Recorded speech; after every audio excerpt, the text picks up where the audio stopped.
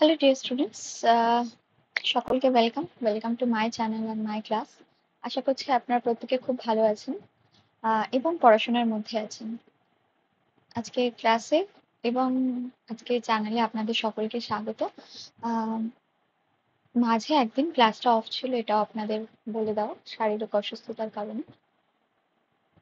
10 ক্লাসের আমরা আজকে বিষয়পত্রকে সলভ করব এবং তার সাথে সাথে যেটা করব সেটা হচ্ছে যে আহ, দুটো বিষয়কে দেখার চেষ্টা করব, একটি গল্পকে এবং একটি কবিতাকে।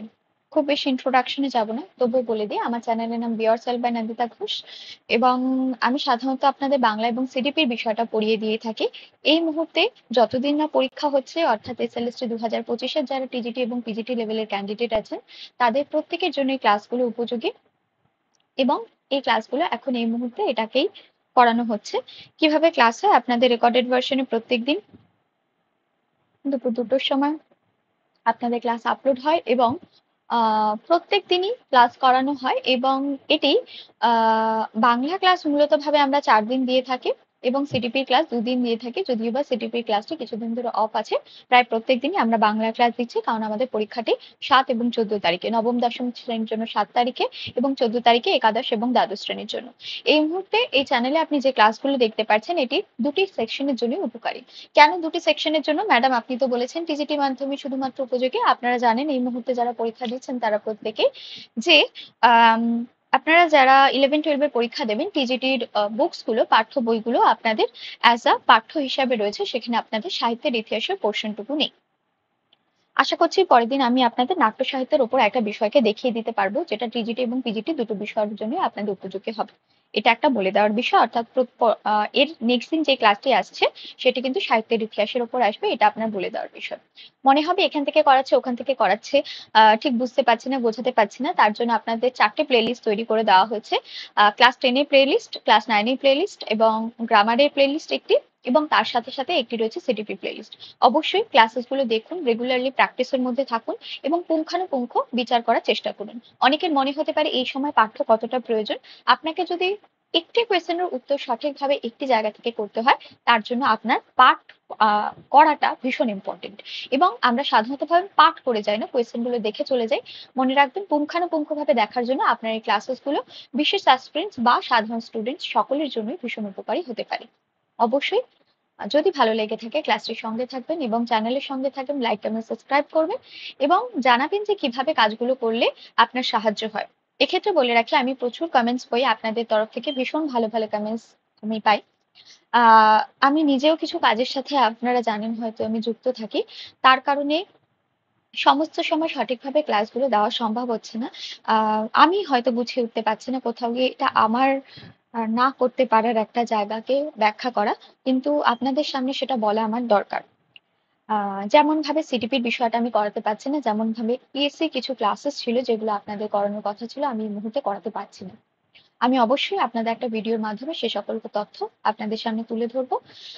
কারণ মোটামুটি ভাবে এটুকুনি দাঁড়াচ্ছে যে এই মুহূর্তে আমি এসএলএসটি ক্লাসেস গুলো বা বাংলার ক্লাসেস গুলো আপনাকে দেখাতে পারছি। তো সকলকে বলবো যে যারা এই পরীক্ষাগুলো দিচ্ছেন, এই পরীক্ষাগুলো দিন। তো আমি তাদের জন্য একটা আলাদা ভিডিও করে আপনাদের কাছে ইনফরমেশন নিশ্চয়ই দেওয়ার চেষ্টা করব। যাই হোক, তো আপনি এছাড়াও যদি আপনার নিজেকে ইভ্যালুয়েট করতে চান, অবশ্যই আমাদের টেলিগ্রাম গ্রুপে যুক্ত হতে পারেন। টেলিগ্রাম গ্রুপের বারকোডটি আমাদের ক্লাসের শেষে দেওয়া হয়ে থাকে এবং সেখানে আপনি নিজেকে ইভ্যালুয়েট করতে পারেন বিভিন্ন কোয়েশ্চেনের দ্বারা। আপনি নিজেকে দেখতে পারেন যে আপনি কতটা তৈরি হয়েছেন। আপনার সাহিত্যের ইতিহাস থেকে শুরু করে, আপনার বিদেশি সাহিত্য থেকে শুরু করে, টেক্সট থেকে শুরু করে প্রত্যেকটা বিষয়ের উপর আপনাকে প্রশ্নপত্র সেখানে দেওয়া হয়। আপনি সেখানে সেটিকে দেখে আপনি সলভ করতে পারেন। সেগুলো প্রত্যেকটাই আমাদের পোলের মাধ্যমে আপনাকে উত্তর দিতে হয়। একটু চলে আসি ক্লাসে সরাসরি ভাবে। আজকে আমাদের যে পাঠ্যটা করব সেটা হচ্ছে জ্ঞানচক্ষু এবং দ্বিতীয় যে পাঠটি করব সেটি হচ্ছে 3 পাহাড়ের কোলে। টেক্সটই এখানে নেই, অর্থাৎ 3 পাহাড়ের কোলে টেক্সটই এখানে নেই, কিন্তু জ্ঞানচক্ষু টেস্টটা নিয়ে আমরা আলোচনা করবো। এক্ষেত্রে আমি আপনাদের বলে রাখি, আজকে থেকে একটি বিষয় আমরা ফলো করব।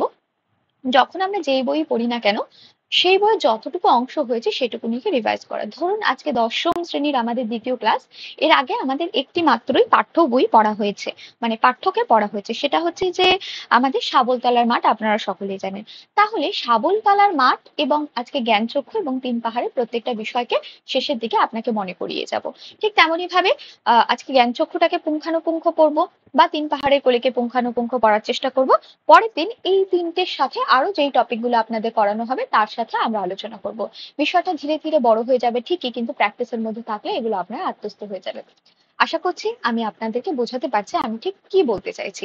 এগুলো পড়াশোনার একটা ধরন। জানবেন যে পথ ধরে পড়াশোনায় কখনো সাকসেসের একটা রাস্তা হতে পারে না।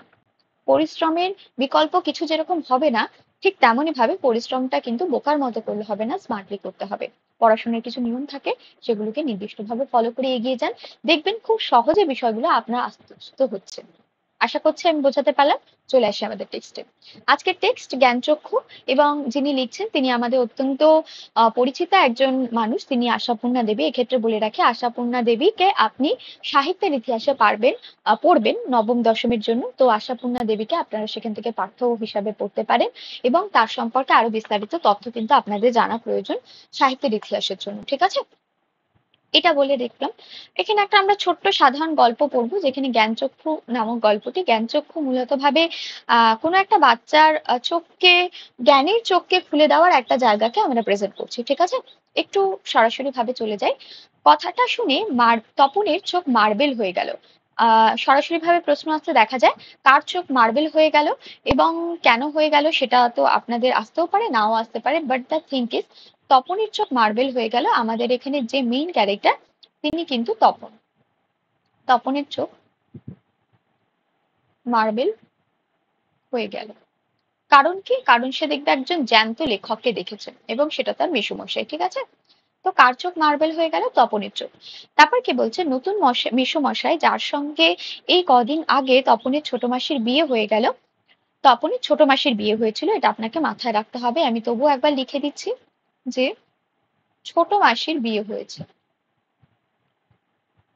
বিয়ে হয়েছে, এবং দেখবো তাদের মধ্যে বয়সের পার্থক্য বেশি না, 7-8 বছরের পার্থক্য মূলত ভাবে।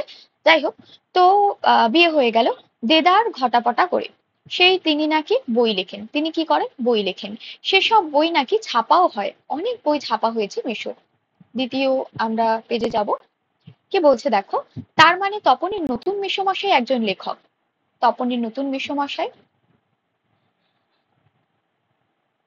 নতুন মেসোমশাই লেখক। তার সাথে সাথে দেখবো তিনি কিন্তু একজন প্রফেসর। ঠিক আছে, জলজান্ত একজন লেখককে এত কাছ থেকে সে কোনোদিনও দেখেনি তপন। এই যে জলজান্ত একটা লেখকের কথা আমরা কিন্তু নবম শ্রেণীর একটি জায়গায় কিন্তু পেয়েছি। আহ নবম শ্রেণী বলছি কেন, দশম শ্রেণীর একটি জায়গায় পেয়েছি। সেটা কিন্তু অবশ্যই তোমরা বলো যে এরকম একটা জলজান্ত লেখককে কোথায় কোন পাঠ্যে আমরা আরো একবার দেখতে পেয়েছি, সেটা কিন্তু দশম শ্রেণীতে পেয়েছি। ঠিক আছে, দেখা যায় তাই তো জানতো না। লেখকেরা যে তপনের বাবা, ছোট মামা বা মেজ কাকুর মতো মানুষ এ বিষয়ে সন্দেহ ছিল তপনের। কিন্তু নতুন মিশুকে দেখে তার জ্ঞানচক্ষু খুলে গেল, মানে জ্ঞানচক্ষু খুলে গেল তপনের। আশ্চর্য, কোথাও কিছু উল্টো পাল্টা নেই, অন্য রকম নেই, একেবারে নিছক মানুষ, মানে একেবারে সম্পূর্ণ মানুষ। সে ওদের মতোই দাড়ি কামান, সিগারেট খান খেতে বসেই, আরে বাস, এত কখনো খাওয়া যায় বলে অর্ধেক তুলিয়ে দেন, চানের সময় চান করেন, ঘুমের সময় ঘুমোন। তাছাড়া ঠিক ছোট মামাদের মতোই খবরের কাগজ সব কথা নিয়ে প্রবলভাবে গল্প করেন, তর্ক করেন, আর শেষ পর্যন্ত এদেশের কিচ্ছু হবে না বলে সিনেমা দেখতে চলে যান, কি বেড়াতে বেরোন সেজেগুজে। মামার বাড়িতে এ বিষয় উপলক্ষে এসেছে তপন, অর্থাৎ বিয়ে উপলক্ষে এসেছিল, কিন্তু তপনই ছুটি আছে বলেই রয়ে গেছে। এদিকে মেশোর নাকি গরমের ছুটি পড়েছে, তার মেশো শ্বশুর শ্বশুর বাড়িতে এসে রয়েছেন কদিন। তাই অহরহ জলজান্ত একজন লেখকের দেখবার সুযোগ হয়েছে তপনের। তার এই সুযোগ দেখতে পাচ্ছেন তপন। লেখক মানে কোনো আকাশ থেকে পড়া জীব নয়, তপনের মতোই মানুষ। তবে তপনের বা লেখক হতে বাধা কি? মেসোমশাই কলেজের প্রফেসর। এখানেই আমরা বলছিলাম যে তপনের নতুন মেসোমশাইয়ের যে পেশা রয়েছে, তিনি কিন্তু প্রফেসর। প্রফেসর আমরা সকলেই জানি, যারা কলেজে পড়ান, কলেজের প্রফেসর। ঠিক আছে, এবং তিনি লেখালেখি করেন। এখন ছুটি চলছে, তাই সুযোগে শ্বশুরবাড়িতে রয়ে গেছেন কদিন। আর সেই সুযোগে দিব্যি একখানি দিবানিদ্রা দিচ্ছিলেন। ছোট মাসি সেই দিকে ধাবিত হয়। তপন অবশ্য না না করে প্রবল আপত্তি করে তোলে, কিন্তু কে শোনে কার কথা। ততক্ষণে তার ছোট গল্প গল্প ছোট মেশোর হাতে চলেই গেল। হইচই করে দিয়েছে ছোট মাসি তার ঘুম ভাঙিয়ে। তপন অবশ্য মাসির এই হইচই তো মনে মনে পুলকিতই হয়েছে, অর্থাৎ আনন্দই পেয়েছে। সে চাইছিল এরকম কিছু হোক, মুখে আ আ করলেও, কারণ লেখার প্রকৃত মূল্য বুঝে মূলত নতুন মেসোমশাই বুঝবে। রত্নের মূল্য জহুরির কাছে। এখানে জহুরিকে এবং রত্নকে, এই কথাটা কিন্তু আপনার আসতে পারে যে রত্নের মূল্য জহুরির কাছে। এক্ষেত্রে কাকে কি বোঝানো হয়েছে গল্পানুসারে যদি বলা হয়ে থাকে তাহলে জ্ঞানচক্ষু গল্পের ক্ষেত্রে, ঠিক আছে। একটু পরে ছোট মেসোকে ডেকে পাঠান তপনকে। বোধ করি নতুন বিয়ে শ্বশুরবাড়ির ছেলেকে খুশি করতেই হয়ে ওঠেন। তপন, তোমার গল্প তো দিব্যি হয়েছে, একটু কারেকশন করে দিলে করে ছাপিয়ে দিয়ে যাওয়া যায়। প্রথম ভাবটা একটু ঠাট্টা মনে হয়, কিন্তু যখন দেখে মেসোমশাইয়ের মুখে করুণার ছাপ, তখন আহ্লাদে কাঁদো কাঁদো হয়ে যায়। তাহলে বাপু, তুমি ওর গল্পটা ছাপিয়ে দিও। মাসি বলে, মেসো উপযুক্ত কাজ হবে সেটা। মেসো তেমনি করুণার মূর্তি হয়ে বলে, তা দেওয়া যায়। আমি বললে সন্ধ্যা তারা সম্পাদকরা না করতে পারবে না। ঠিক আছে, তখন তোমার গল্প ছাপিয়ে দেওয়া হবে। আমরা এখানে একটা পাবো নাম, সেটা হচ্ছে গিয়ে সন্ধ্যা তারা। সন্ধ্যা তারাই কিন্তু তপনের গল্প ছাপা হয়েছিল। ছাপা হয়েছিল গল্প। কার গল্প? তপনের গল্প। কে ছাপিয়ে দিয়েছিল? তার ছোট মেশো। নতুন বিয়ে কার হয়েছে? তার ছোট মাসির। তপনের মেশো কি করেন? তিনি কিন্তু একজন প্রফেসর ছিলেন। কাকে দেখে তপনের চোখ মার্বেলের মতো হয়ে গেল? তার কিন্তু ছোট মেশোকে দেখে। কেন? তিনি একজন লেখক, তাই। তিনি জানতেনই না, মানে তপনের কখনো ভাবনাই ছিল না যে একজন লেখক একজন সাধারণ মানুষ হতে পারেন। সে বাবা কাকা মামাদের মতন খাচ্ছেন, ঘুরছেন, উঠছেন, বসছেন, সিনেমায় যাচ্ছেন, বলছেন দেশের কিছু হবে না, এরকম বিষয়গুলো সে কিন্তু দেখতে পায়। তারপর কি বলছে? বিকেল 4টে টেবিলে সকলের মধ্যে কথা ওঠে।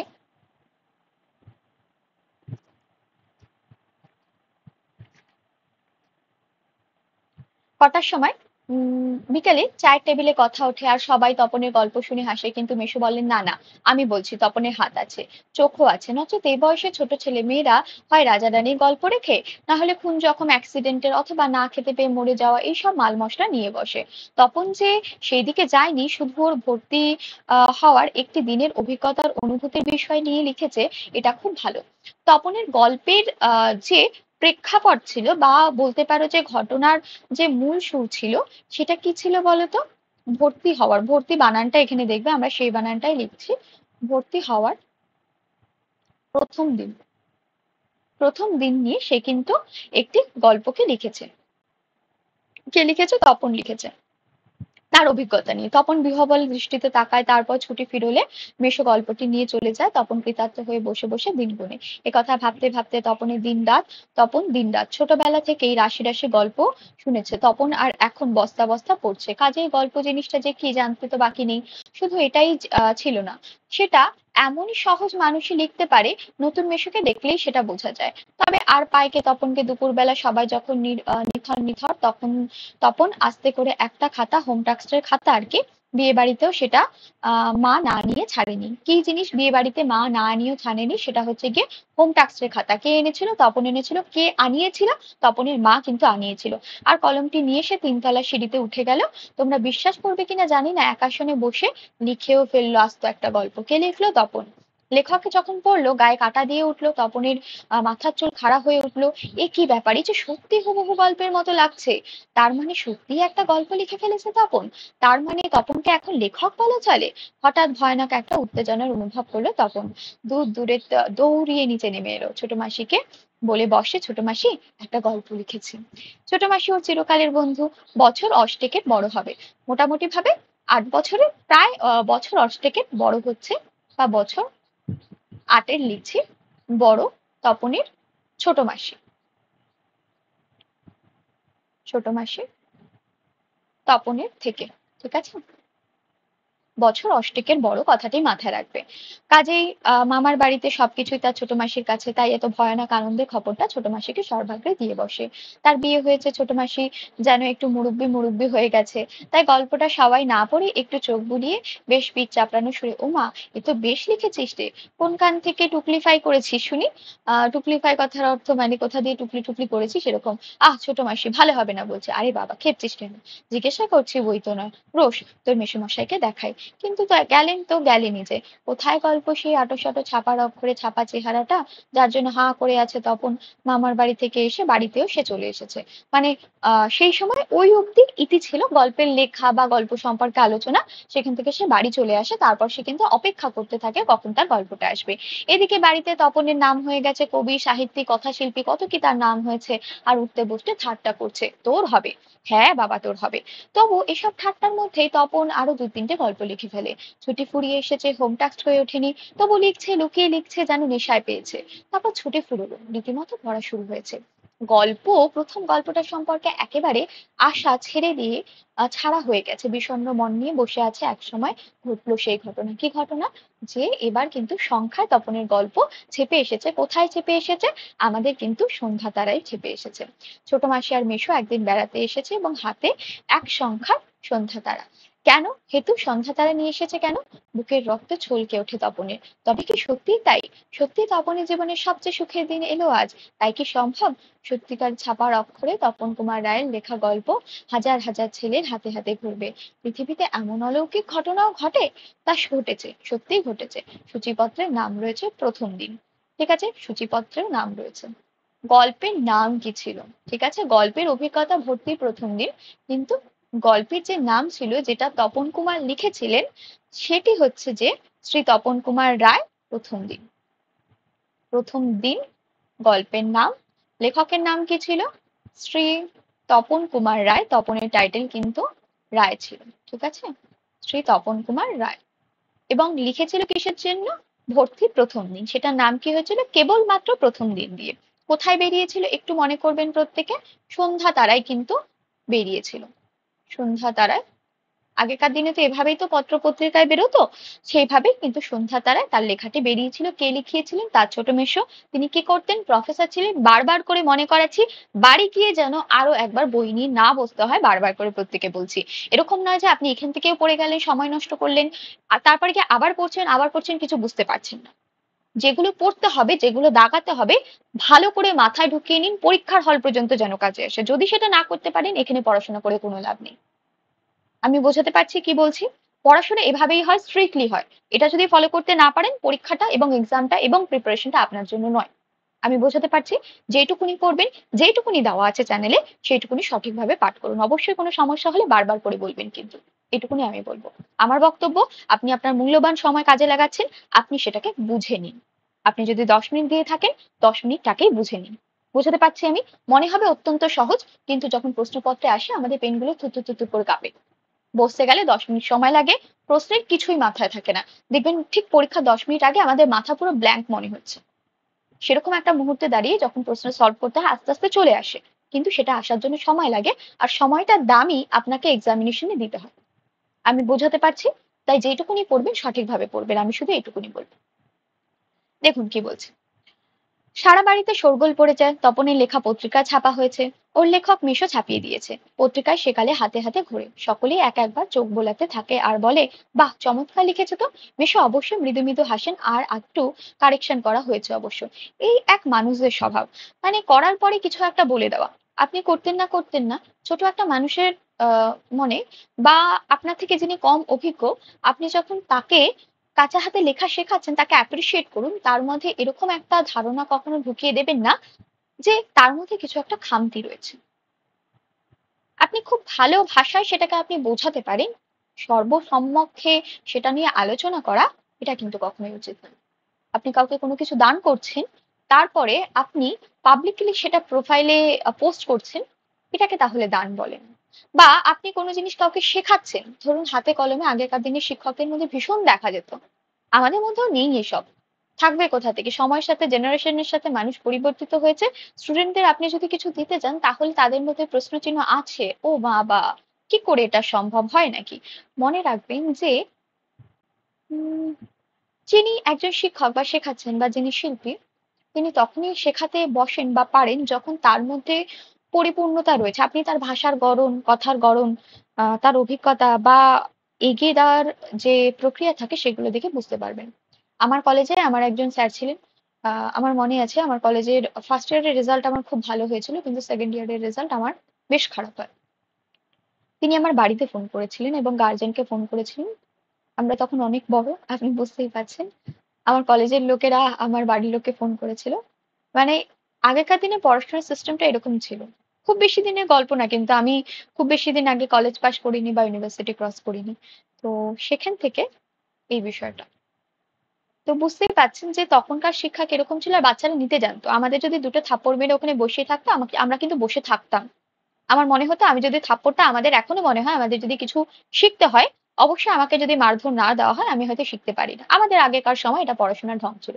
এখন তো বাচ্চাদের সেরকম বলা যায় না, কড়া কথায় বলা যায়। শিখবেন, প্রপারলি শিখবেন, আপনারা যথেষ্ট অভিজ্ঞ। যদি না শিখতে পারবেন, সময় নষ্ট করবেন না পড়াশোনা করে, আমার এই বইটা এইটুকুনি। আমি সেরকম টিচার নই যেখানে দাঁড়িয়ে আপনার থেকে কোনো লাভ খুঁজবো, আহ বা আপনাকে না শিখিয়ে বলবো আপনি এই দুটো পাতা পড়ে যান, পরের বছর আবার পরীক্ষা দেবেন, আবার সেই দুটো নতুন দুটো পাতা আপনার সামনে এক্সপ্রেস করবো। আমি শেখানোর উপর অলওয়েজ জোর দিই। তো চেষ্টা করবেন শেখানোর। অনেকের কাছে বাক্যগুলো মানে ভীষণ তিক্ত মনে হবে, এভাবে কেউ বলে, এভাবে না বললে আপনি পাশ করবেন না। এটা আমাদের কর্তব্যের মধ্যে পড়ে। নিম পাতা, আপনাকে নিম পাতা যখন দেওয়া হয় কেউ যদি দিচ্ছে বা কিছু, তাহলে জানবেন সে আপনার ভালো চায়। কেউ যদি আপনাকে তিক্ত কথায় যদি কিছু বকে ঠকে আপনার ফিউচার তৈরি করতে চায়, তাহলে বুঝবেন যে আপনার হিতাকাঙ্ক্ষী তিনি, তার কাছে বারবার যাওয়া দরকার। এজন্যই হয়তো আমরা টিচারদের কাছে বারবার করে যাই, এখনো পর্যন্ত তাদের কাছে যোগাযোগ রয়েছে। এবং কোনো সমস্যায় পড়লে প্রথমে তাদেরকেই ফোন করি যে স্যার এটা কিন্তু হয়েছে, এবার কি করবো। ব্যাপারটা হচ্ছে এরকম। তো আমার মনে হয় কোথাও গিয়ে যে আমরা কিছুটা হলেও সেই জায়গাটাকে ধরে রাখতে পারবো বা পেরেছি। তো আপনারা চেষ্টা করবেন কখনো তিক্ততাকে তিক্ততা হিসাবে নেওয়ার জন্য নয়। মনে রাখবেন যে এটা আপনার ফিউচার গঠনে সহায়ক। আপনি একটা সঠিক মেনটেন করে না গেলে, একটা সিস্টেমের মধ্যে দিয়ে না এগোলে আপনার পড়াশোনা হবে না। চলে আসি পাঠে। আগে পড়ে নিই, তারপর আপনাদের আবার কিছু কথা বলবো। কি বলছে? নিহাত কাঁচা হাত তো, এই যে বলে দিল। এটা কখনো করবেন না কাউকে। আপনি নিজে হাতে কাউকে হয়তো গিটার শেখাচ্ছেন, অনেক দিন ধরে কাউকে হয়তো বিনা পয়সা ফ্রিতে পড়াচ্ছেন। আপনি বাড়ির পাশে ৪ টে লোককে বলে দিলেন যে আমি না ওকে ফ্রিতে পড়াই। এটা উচিত না। এটা করা যায় না। মানে করা উচিত না। তার মনন মানসিকতায় কোথাও গিয়ে খারাপ লাগে। আপনি আপনার পক্ষে যদি সেটা সম্ভব হয় তাহলেই সেটা করুন, আমার মতামত। অবশ্যই কেউ যদি জানিয়ে দিল বা তিনি যদি নিজে ব্যক্তি নিজে জানাতে চান, তাহলে বিষয়টা আলাদা। কিন্তু আপনি আপনার দয়ার্থ ভাবকে প্রকাশ করছেন এবং ফ্লেক্স করছেন, সেটা কিন্তু কখনো উচিত নয়। আমি বোঝাতে পারছি? অবশ্যই সময়ের পরিবর্তনের সাথে বা অন্য কোনো বিষয় হলে সেই বিষয়টা আলাদা, কিন্তু সাধারণ দৃষ্টিতে আপনি যদি দেখেন, এটা ভীষণই হানিকর। কিন্তু সেই ব্যক্তির, সেই বাচ্চার, সেই যে মানুষটির জন্য আপনি করেছেন তার মনে কি বিষয়। মানে আপনি কাউকে 10,000 টাকা দিয়ে গলার হার গিফট করেছেন, তাকে গিয়ে জানাচ্ছেন আমি 10,000 টাকার গলার হার আপনাকে গিফট করেছি। ব্যাপারটা হচ্ছে এরকম। ঠিক আছে? বিষয়টা এরকম, এটাকে দেখানো বলে। ঠিক আছে, এটাকে বিলাসিতা বলে, এটাকে আহ কি বলে, বিজ্ঞাপন বলে রীতিমতো ভাবে। ভালো মানসিকতার বিজ্ঞাপন যা বাজারে বিক্রি হচ্ছে। তো সেটাই হচ্ছে বিষয়। যাই হোক, তো এখানে তপনের সেই মেশোকে, যিনি প্রফেসর, তিনি কিন্তু তাকে আমরা সেই ধরনের একটা কাজ করতে দেখলাম, যেটা বাচ্চার লেখক হওয়ার পথে যতটা না সহায়ক হয়েছিল, ততটা কিন্তু তার দেখবে দ্বার রোধ করে দিয়েছিল। সে আর লাইফে হয়তো কাউকে বিশ্বাস করে কোনো পত্রিকায় লেখালেখি জমা দেবে না।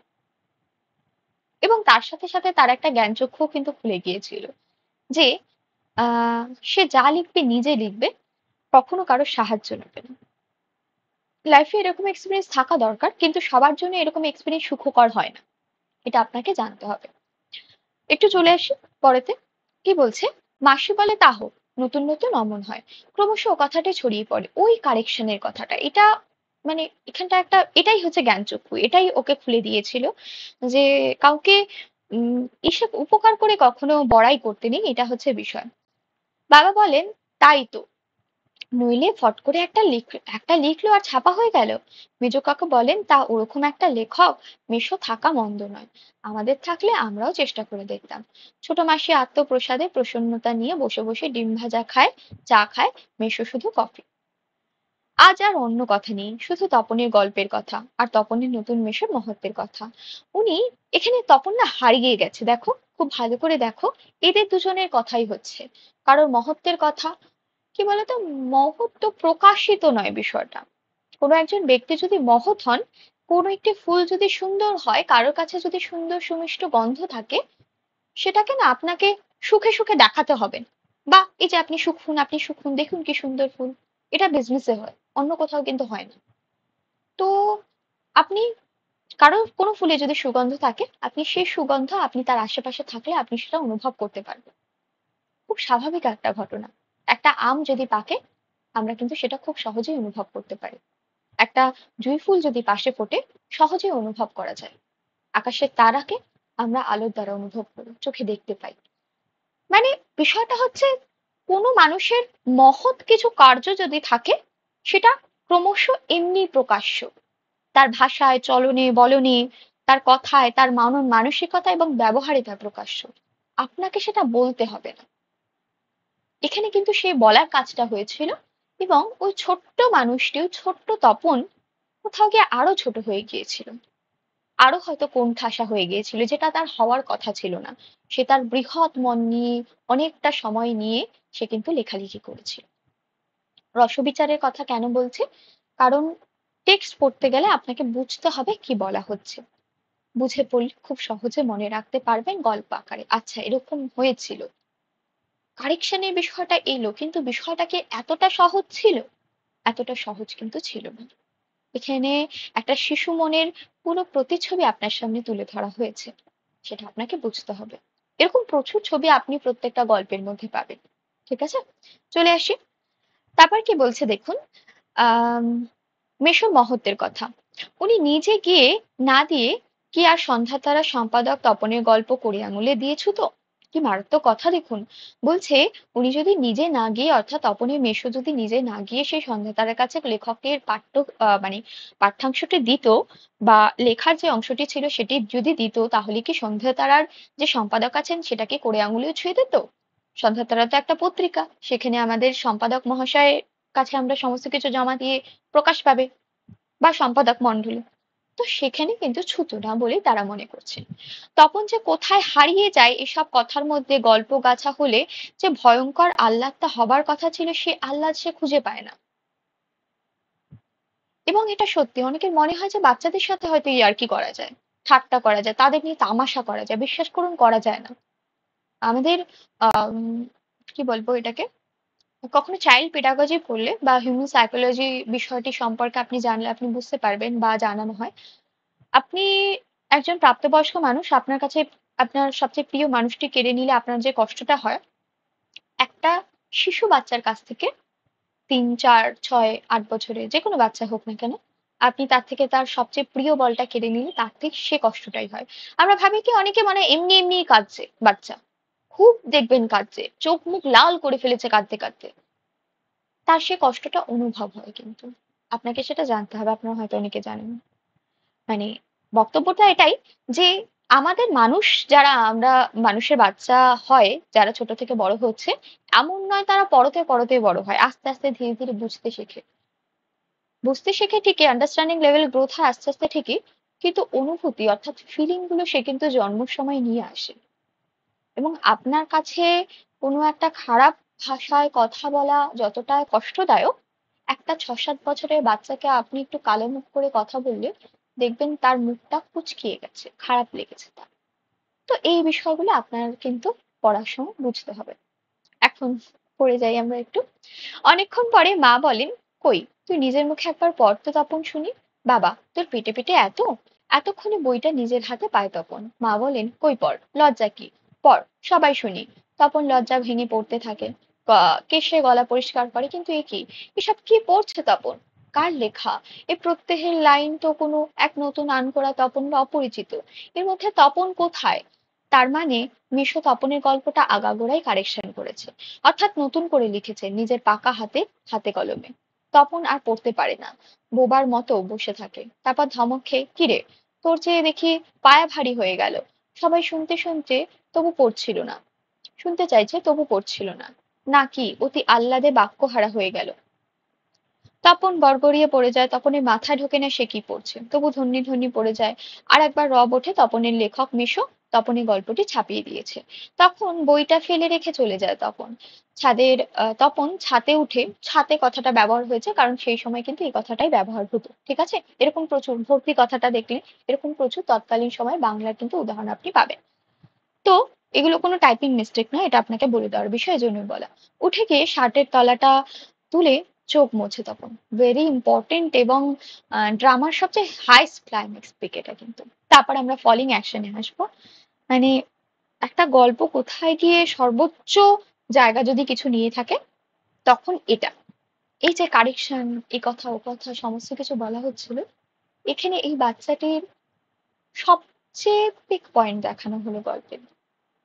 তপন কি করছে, যে ছাদে সে একসময় উল্লাসিত হয়ে লিখেছে, দৌড়ে দৌড়ে এসেছে ছোট মাসিকে দেখার জন্য কোন এক ছাদের থেকে নেমে, যে দেখো আমি লেখালেখি করেছি, সেই ছাদে উঠে তপন কি করছে, জামার কোনাটা তুলে চোখ মুছছে, কিন্তু সে কান্না করছে। তপনের মনে হয় আজ যেন জীবনের সবচেয়ে দুঃখের দিন। কেন তা জানে না তপন, শুধু এই দুঃখের মুহূর্তের গভীরভাবে সংকল্প করে তপন। ঠিক করে নেয় তপন, যদি কোনো লেখা ছাপাতে দেয় তো তপন নিজে গিয়ে দেবে। নিজের কাঁচা লেখা ছাপা হয় হোক, না হয় না হোক, এটা হচ্ছে শিল্পী সত্তা, ঠিক আছে? মানুষ দেখবেন যখন নিজের পরিচয় খুঁজে পায় না, সেদিন মানুষ রিয়েলাইজ করে আমি কি করলাম লাইফে। তার আগে মানুষ খুঁজতে চায় না, বিশ্বাস করুন। কিন্তু এই বাচ্চাটি এই সময় থেকেই যার মধ্যে থাকে, সে কিন্তু বুঝতে পারছে। মানুষ অনেকটা সময় পরে গিয়ে বুঝতে পারে যে আমি আমার জন্য কিছু করিনি। সবসময় মনে রাখবেন, নিজে নিজের জন্য কিছু করুন আগে। সমস্ত কিছু হবে, কিন্তু নিজে নিজের জন্য আগে দাঁড়াতে শিখুন, বুঝতে শিখুন। নিজে কি করেছেন নিজের জন্য সেইটুকুনি জানুন, কে কি করেছে ইটস ইম্পর্টেন্ট নয়। আপনি আপনার জন্য কি করেছেন? আপনি কি পড়াশোনা করেছেন? আপনি কি চাকরি করছেন? আপনি কি কাজ করছেন? নিজের পায়ে কি নিজে দাঁড়িয়েছেন? নিজেকে প্রতিষ্ঠিত করেছেন? কজন আপনাকে চেনে? আমি চেনার কথা ছেড়ে দিলাম, কি পারেন আপনি? এগুলো কখনো প্রশ্ন করে দেখবেন, ঠিক আছে? কারণ আপনার সাথে আপনিই আছেন কেবলমাত্র আপনার ছায়ার মতো। সেইটুকুনি ভাবনা চিন্তা করে লাইফে সবসময় এগোবেন। দেখুন কি বলছে তারপরে তপন। তপন যেন আর কোনো কথা শুনতে না হয়, তপনকে যেন কখনো আর কোনো কথা শুনতে না হয়। অমুক তপনের লেখা ছাপিয়ে দিয়েছে। আর তপনকে যেন নিজের গল্প পড়তে বসে, এটাকে আত্মসম্মান বলে, ঠিক আছে? আত্মসম্মান। আত্মসম্মানে কাউকে কখনো না আঘাত করবেন না, আপনার আত্মসম্মানে কেউ আঘাত দিলে সেটাকে সহ্য করবেন, ঠিক আছে? কি বলছে দেখুন, লাইন পড়তে না হয়, তার চেয়ে দুঃখের কিছু নেই, তার থেকে অপমানে, এর থেকে বেশি দুঃখের এবং অপমানের কিছু নেই, সেই ছোট্ট একটি বাচ্চা কিন্তু বুঝে গেছে, ঠিক আছে? দেখুন এখানে আর কিছু আশাপূর্ণা দেবী সম্পর্কে কিছু তথ্য আপনাদের দেওয়া রয়েছে। 1909 সালে থেকে 1995 সাল পর্যন্ত আশাপূর্ণা দেবীকে আমরা লেখালেখি করতে দেখি। অন্যতম বাঙালি লেখিকা তিনি, জন্ম কলকাতা। এরকম প্রচুর গল্প আপনি আশাপূর্ণা দেবীর সম্পর্কে পাবেন। উপন্যাসও লিখতে দেখা যাচ্ছে তাকে, অর্থাৎ যেটাকে আমরা কথা সাহিত্য বলে থাকি। স্কুল কলেজে পড়ার সুযোগ ঘটেনি, জীবনে আশ্চর্য দক্ষতায় তার গল্প উপন্যাসে তুলে ধরেছেন। তিনি দীর্ঘ জীবনে অসংখ্য উপন্যাস, গল্প এবং ছোটদের জন্য অজস্র বই লেখালেখি করেছেন। এগুলোর মধ্যে উল্লেখযোগ্য ছোট ঠাকুরদার কাশিযাত্রা, প্রথম প্রতিশ্রুতি, সুবর্ণলতা, বকুল কথা, অগ্নি পরীক্ষা, সাগর শুকিয়ে যায়, শিবুবাবুর সংসার, সোনার হরিণ ইত্যাদি। তার রচিত অন্তত 63টি গ্রন্থ বিভিন্ন ভাষায় অনূদিত হয়েছে, অর্থাৎ অন্য ভাষায় কিন্তু সেটাকে ব্যবহার করে গল্প, কাহিনী, উপন্যাস লেখা হয়েছে। তিনি রবীন্দ্র পুরস্কার এবং সাহিত্য একাডেমি পুরস্কার, জ্ঞান পুরস্কারের মতো একাধিক বিশ্ববিদ্যালয় ডিএলএড এবং সরকারি নানা খেতাবে ভূষিত হন। এগুলো কখনো কখনো চলে আসে, আপনি নিচের গুলো পড়ে রাখবেন, চেষ্টা করবেন অন্যান্য বইয়ের ক্ষেত্রেও যেগুলো রয়েছে সেগুলোকেও পাঠ করার, ঠিক আছে? তো আমরা দেখতে পেলাম যে জ্ঞানচক্ষুতে কি কি বলা হয়েছে। এবার আমরা যেটা আপনাকে বলার চেষ্টা করব সেটা হচ্ছে যে আগের দিনের একটি কবিতা বাকি রয়ে গেছিল, সেটা হচ্ছে কি তিন পাহাড়ের কোলে। তিন পাহাড়ের কোলে খুব ছোট্ট একটি কবিতা। আমি কোনো টেক্সটের ইসে নিচ্ছি না, মানে টেক্সটের বলুন ওটাকে কে, পেজ নিচ্ছি না, কারণ আগের দিনে পেজে ছিল, সেটা এখন বের করা সম্ভব নয়। একটু বলে দিই, আমাদের কবিতার নাম তিন পাহাড়ের কোলে। লিখছেন কে?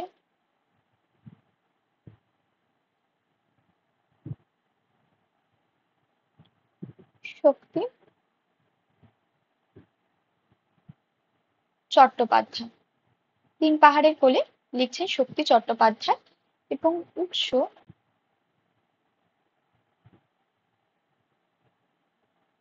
হেমন্তের অরণ্যে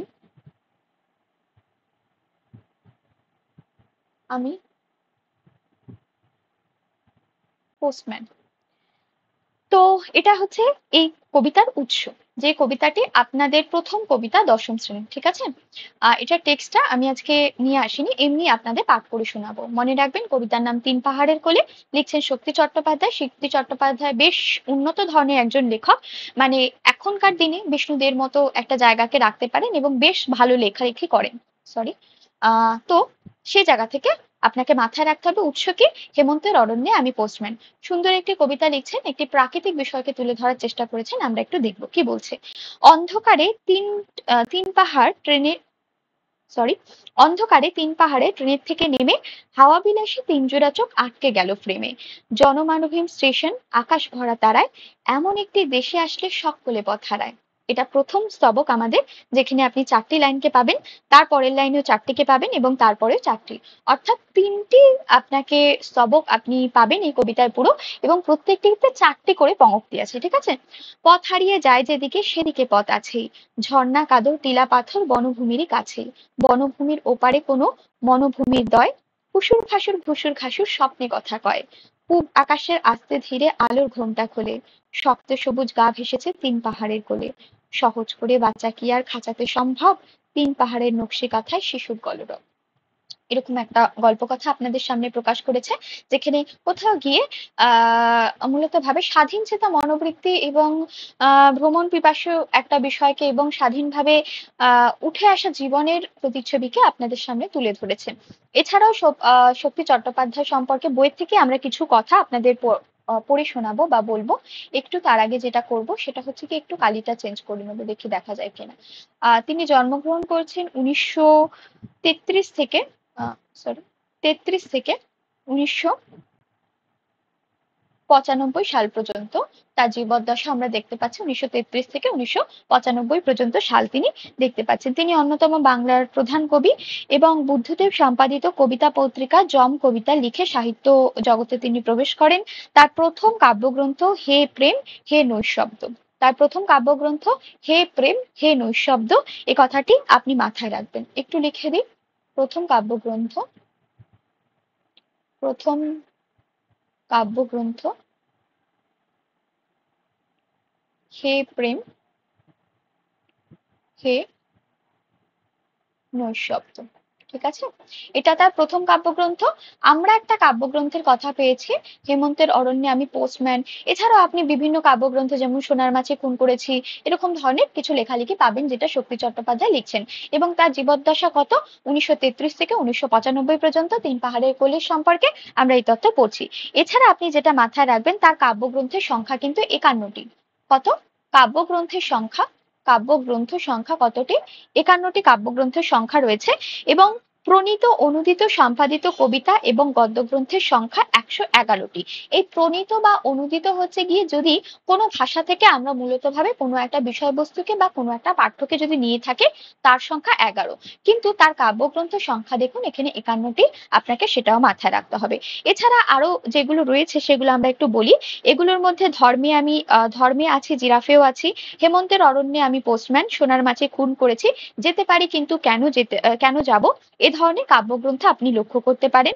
এছাড়া তার দুটি বিখ্যাত উপন্যাস, ভেরি ভেরি ইম্পর্টেন্ট, তার উপন্যাস সম্পর্কে কখনো কখনো যে কবির লিখছে, কবির উপন্যাস সে কথাটা লিখছে অনেক বেশি কনফ্লিক্টেড মনে হবে, বাট লেখক অ্যাজ আ লেখা যায়। প্রথমত হচ্ছে কি, অবনী বাড়ি আছো, ঠিক আছে? অবনী বাড়ি আছো। এবং দ্বিতীয়টি হচ্ছে গিয়ে কুয়োতলা। ওই একই। তো আমরা এরকম কিছু কিছু দেখা যায় যে অবনী বাড়িয়াছেও কিন্তু ভীষণ ফেমাস একটা ইসে। তো এই দুটো উপন্যাস আমরা কিন্তু দেখতে পাই। তিনি কৃত্তিবাস পত্রিকার সঙ্গে যুক্ত ছিলেন। কবি সাপ্তাহিক প্রকাশ করে কাব্যজগতে আলোড়ন সৃষ্টি করেন। অতিথি অধ্যাপক হিসাবে বিশ্বভারতীর অধ্যাপনায় রত থাকাকালীন আকস্মিক হৃদরোগে আক্রান্ত হয়ে তিনি মারা যান। তিনি আনন্দ পুরস্কার, রবীন্দ্র পুরস্কার এবং সাহিত্য একাডেমি পুরস্কার কিন্তু পান। দেখবেন যে আমরা নিজে পড়া থেকে কেউ যদি আমাদের পাঠ করে বলে দেয় না, বিষয়টা অনেক বেশি সুন্দর মনে থাকে। তো ওই জন্যই আমি বলে দিলাম, নইলে আপনি পারতেন যে এই গল্প বলছি কেন, এই কবিতাটা থেকে আপনি নিজে পাঠ করে নিতে। তবু আমি পড়ে দিলাম যাতে মনে হয় যে হ্যাঁ ম্যাডাম পড়িয়ে দিয়েছেন, ব্যাপারটা আরো বেশি সহজ হয়ে গেছে, মানে পুরো জিনিসটাতে আপনাদের কি কি রয়েছে সেটা বোঝালাম। তিন পাহাড়ের কোলে শক্তি চট্টোপাধ্যায় লিখছেন হেমন্তের অরণ্যে আমি পোস্টম্যান। এটা হচ্ছে যে আপনাদের উৎস, অর্থাৎ এই নির্দিষ্ট কবিতার উৎস। এছাড়া দুটি উপন্যাসের কথা মাথায় রাখবেন যেটি তিনি লিখেছেন, সেটা অবনী বাড়িয়াছে এবং কুয়োতলা। এছাড়া যেটা মাথায় রাখবেন সেটা হচ্ছে তিনি 51টি কাব্যগ্রন্থ রচনা করেছেন এবং 111টি অনুদিত প্রণীত তাকে কাব্য রচনা করতে দেখা গেছে। এছাড়া যেটা মাথায় রাখবেন, তার প্রথম কাব্যগ্রন্থের নাম হে প্রেম হে নৈঃশব্দ। এছাড়াও সোনার মাছে খুন করেছি, হেমন্তের অরণ্যে আমি পোস্টম্যান, বা আমি যেতে পারি কিন্তু কেন যাব, এই ধরনের কাব্যগ্রন্থ তার খাতায় কিন্তু বা তার জীবন পাতায় কিন্তু আমরা লক্ষ্য করতে দেখেছি। এবং এছাড়া রবীন্দ্র পুরস্কার, সাহিত্য পুরস্কার বা আনন্দ পুরস্কার, এ ধরনের পুরস্কার কিন্তু আমরা তাকে পেতে দেখেছি। এবং জ্ঞানচক্ষু ভীষণ সহজ একটি কবিতা বলছি গল্প ছিল, যেটি আশাপূর্ণা দেবীর লেখা। সেখানে আমরা তপনকে মেন ক্যারেক্টার হিসেবে পেয়েছি, তপন ছাড়া আর কারোর নাম কিন্তু আমরা সেখানে পাইনি। এছাড়া মাথায় রাখবেন কি লিখছেন আশাপূর্ণা দেবী, নাম হচ্ছে জ্ঞানচক্ষু। সন্ধ্যাতারা থেকে তার পত্রিকা প্রকাশিত হয়েছিল। তপনের পুরো নাম শ্রী তপন কুমার রায়। এছাড়া তার ছোট মাসির বিবাহ হয়েছিল। ছোট মাসির থেকে আর তপনের বয়সে যে পার্থক্য ছিল সেটা কিন্তু 8 বছর। তার যে মেসো ছিলেন তিনি হচ্ছেন গিয়ে কলেজের প্রফেসর। এইটুকুনি মাত্র আপনার মনে রাখার বিষয়। দেখবেন এভাবে মনে রাখলে বিষয়টা আপনার কাছে খুব সহজ হয়ে যাবে। উমাচরণ মাস্টারের কথা মনে রাখবেন, যেখানে আমরা কিন্তু বলুন শাবলতলার মাঠকে পড়েছিলাম। এছাড়া যেগুলো মাথায় রাখবেন সেগুলো হচ্ছে তার বয়স সংখ্যা কত ছিল, এবং সেটা তার পিসির বাড়ির দেশে ছিল। তিনি যেটা লিখেছিলেন সেটা একটা প্রহসন ধর্মী রচনা, অর্থাৎ উমাচরণ মাস্টার যিনি লিখেছিলেন। এছাড়া যেটা মাথায় রাখবেন সেটার নাম হচ্ছে গিয়ে আক্কেল গরুম ছিল। নাম খুব ভালো করে মনে করুন, দেখুন। এবং তাকে গিরিশ ঘোষের সাথে কিন্তু তুলনা করা হয়েছিল। এই কিছু কিছু বিষয়, এবং শাবলতলার মাঠ কোন দেশ, এবং সেখানে কিসের কাজ হচ্ছিল, কিভাবে গিয়েছিলেন তিনি, গরুর গাড়ি করে গিয়েছিলেন তিনি, এবং কোন স্টেশনে নেমেছিলেন, এই ধরনের বিষয়বস্তুগুলো কিন্তু অবশ্যই মনে করতে করতে যাবেন। ঠিক আছে? এবং অবশ্যই যদি নিজেকে ভ্যালিড করতে চান, অবশ্যই এই যে বারকোডটা দেখছেন, এই বারকোডে আপনি অবশ্যই যুক্ত হন। কিছু কিছু কোয়েশ্চেনের উত্তর সলভ করুন এবং দেখুন নিজে কতটা প্রিপেয়ার রয়েছেন। দেখা হচ্ছে নেক্সট ক্লাসে। সকলকে অনেক ধন্যবাদ আজকে ক্লাসটি দেখার জন্য। আমাদের চ্যানেলে কোনো ব্যক্তিগত এবং এই মুহূর্তে পর্যন্ত কোনো ব্যক্তিগত স্বার্থ বা বাণিজ্যিক কোনো উদ্দেশ্য নেই। আপনি চাইলেন খুব সহজেই আমাদের টেলিগ্রাম গ্রুপে বা আমাদের চ্যানেলের সাথে যুক্ত হতে পারেন। এখানেই কেবলমাত্র আমার ক্লাসগুলি হয়। অবশ্যই জানাবেন কেমন লাগলো, আরো কিভাবে করলে আপনাদের বিষয়গুলো উপকারী হয়। আমার মনে হয়েছিল যে ওয়ান লাইনার করালে বিষয়টা হয়, কিন্তু আপনাকে কোনো জিনিসের সঙ্গে পরিচয় না করি সরাসরি ওয়ান লাইনারে ঢোকা কোথাও গিয়ে সম্ভব হচ্ছে না এই মুহূর্তে।